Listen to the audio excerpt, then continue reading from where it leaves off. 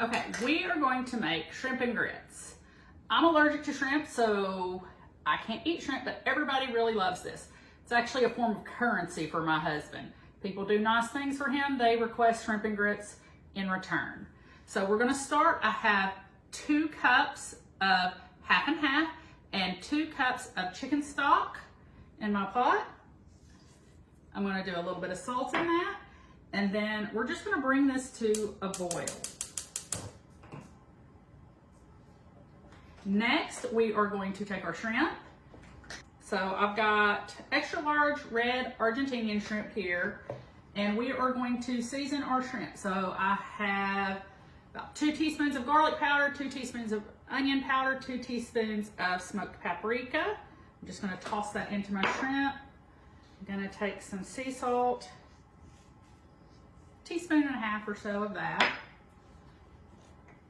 Fresh ground black pepper. Probably about 1/2 teaspoon of fresh ground black pepper. And then we are going to take some Slap Your Mama. You can use your favorite Cajun seasoning, but this one I like because it's not overtly spicy. You can also use a little bit of cayenne pepper.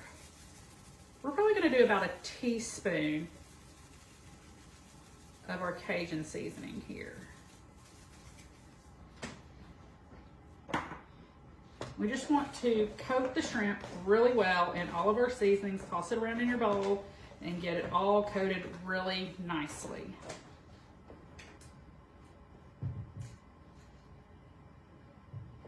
Okay, now that our shrimp is seasoned, we're going to use some olive oil, coat the bottom of our skillet, just 2 or 3 teaspoons really. I like to use the Graza olive oil. It has a really high smoke point, so you don't burn it real easy. We want to get our pan nice and hot. You may need to do your shrimp in batches if your pan's not big enough, and that's okay.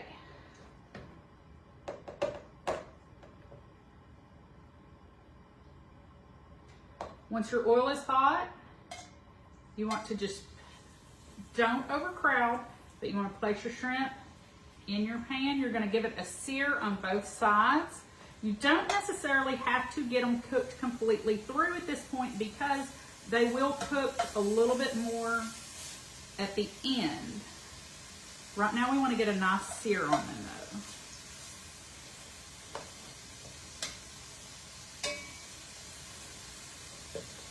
Just a minute or so on each side, if even that. If you have your pan hotter, then you're obviously going to go a lot faster. Okay, so our half and half and our chicken stock are up to a boil now. I'm going to use a cup of the yellow corn polenta. I'm using the Bob's Red Mill gluten-free kind, but you can really use any kind you want. I just prefer the polenta style grits over regular grits. So you're going to add your cup of dry grits in there, and you're going to stir it. And it looks really thin right now, but it will start to thicken as it cooks.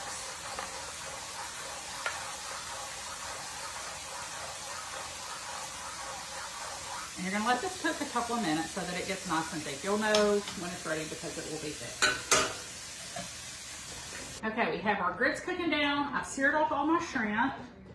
Do not clean out your shrimp pan. You want all that nice spawn that's going on in there, all that gritty bits that's in there. Add just a small amount more of chicken stock. And then we're going to take 1 medium red bell pepper that's been chopped up. We're going to put that in there. We're going to cook this for just a couple of minutes to get it soft.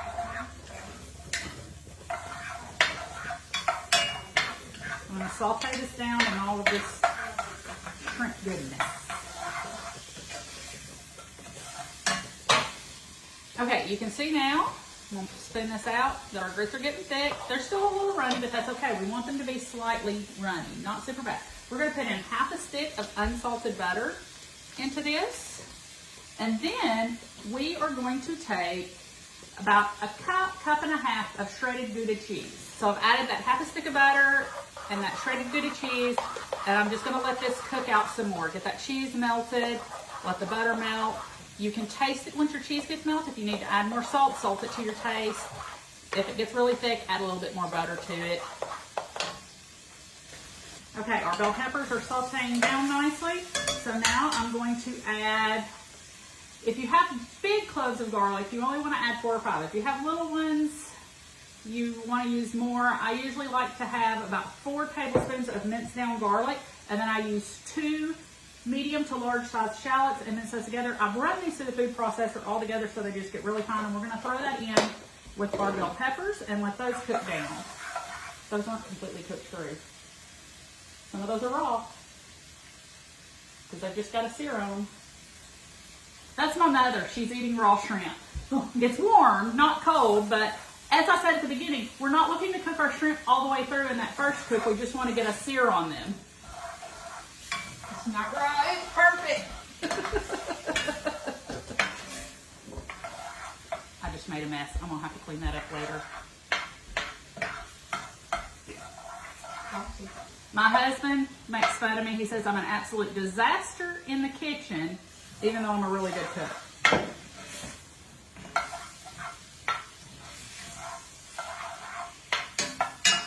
So we have that bell pepper sauteed down. We have the shallots and this garlic sauteed down. Now we're going to add about half to a full cup of chicken stock, depending on how big your pan is and how much actual sauce you want. That chicken stock is going to help us get all those nice little stuck-on bits off the bottom of our pan. And we want to let that cook down just a minute or so, finish getting those peppers nice and soft.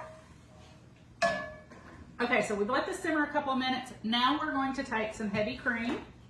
We're just going to get a splash of it. 1/4 cup, 1/2 cup. I'm going to stir that in.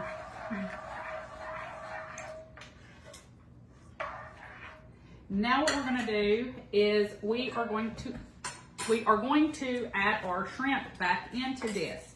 Now this sauce is not a thick sauce. If you want it to be thicker like a gravy, you can make a cornstarch slurry and add to it, but I do not typically do that with this because you don't want a ton of liquid added into your grits.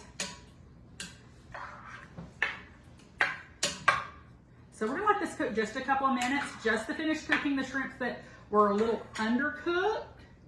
We're going to add a couple of tablespoons of butter, not much, because the grits have plenty of butter for everything.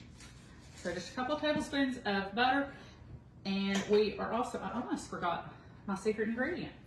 So I always take just a little bit of saffron, and it's thready, so you want to crush it between your fingers really good. You can even run it through a food processor with some salt if you want, but I add just a pinch of saffron to it. It's especially good if you're using lobster in place of the shrimp with the saffron. Sometimes I'll even add just a little bitty splash, just a couple of tablespoons of sherry. That also is really good. So now we're going to take a lemon, just one. We're just going to squeeze it in there to finish it off. And again, just a couple of minutes just to finish cooking off the shrimp. And you have all these bell peppers and shallots and garlic, and it just really is delicious, that I'm told. When I make it with lobster, I can have lobster, not shrimp. It is really good. But everybody loves this shrimp and grits. It's one of my most requested dishes. And there we go, it's all done. So you just want to spoon some of the grits into a bowl. Top it with some of the shrimp.